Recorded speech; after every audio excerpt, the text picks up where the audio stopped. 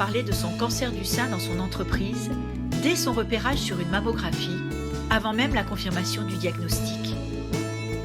Puis je suis retournée au bureau et j'ai croisé en fait le dirigeant de mon entreprise et je lui ai dit, il me dit ça va Anne-Sophie? Je lui ai dit Jean-Paul, moyen en fait, il est probable que j'ai un cancer.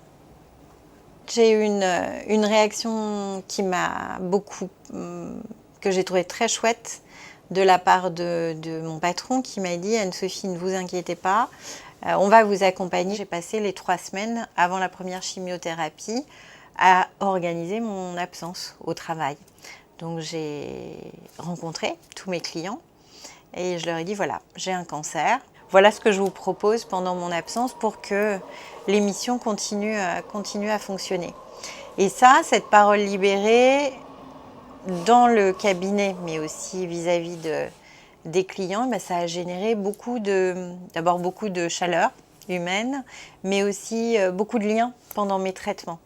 Les conseils d'Anne-Sophie, cadre dans les ressources humaines, étaient spontanément sollicités par des malades rencontrés en milieu hospitalier, comme par des responsables de ressources humaines. Pour les malades, c'était Anne-Sophie, toi qui bosses dans les RH, est-ce que je peux en parler à mon manager? Est-ce que tu crois qu'on va me mettre à la porte? Qu'est-ce que je dois faire dans cette situation où je suis arrêtée longtemps? Et puis le pendant, quand je suis revenue au travail début 2012, c'était les DRH qui me disaient Anne-Sophie, on a de plus en plus de personnes qui sont touchées par un cancer ou une maladie grave. Statutairement, on est malade en arrêt maladie. Quand on vient au travail, on est guéri. Nous, on ne sait pas trop comment faire. C'est un champ de la santé qui s'invite dans le monde de l'entreprise. Il m'a semblé qu'il était temps que le cancer, en tout cas l'après-cancer, l'après-maladie, réinvestisse la société, réinvestisse la vie professionnelle, et qui de mieux placé que les employeurs pour ça. Et du coup, j'ai fait la proposition de créer un club d'entreprise qui s'appelle Cancer at Work. L'enjeu se situe sur 3 plans: le malade, l'entreprise et la société. Les cancers et les maladies dans le monde professionnel sont synonymes de désinsertion.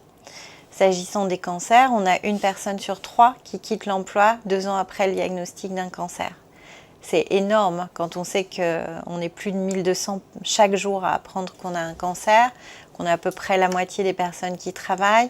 Si on ouvre le champ et qu'on regarde l'ensemble des maladies chroniques, on a 15% des actifs qui sont concernés, à peu près autant d'aidants et autour d'eux des managers, des collègues, donc des entreprises qui dysfonctionnent, qui sont parfois désorganisées. Nos grands-parents nous ont légué un système de sécurité sociale. Ce système de santé, 2 tiers de ses revenus sont basés sur les cotisations des actifs. Si on ne permet pas en fait aux personnes malades de revenir dans l'emploi, finalement ce qu'on joue, c'est la santé de nos enfants demain. En dialoguant avec leur entreprise, les patients peuvent l'amener à mieux concilier le travail et la maladie.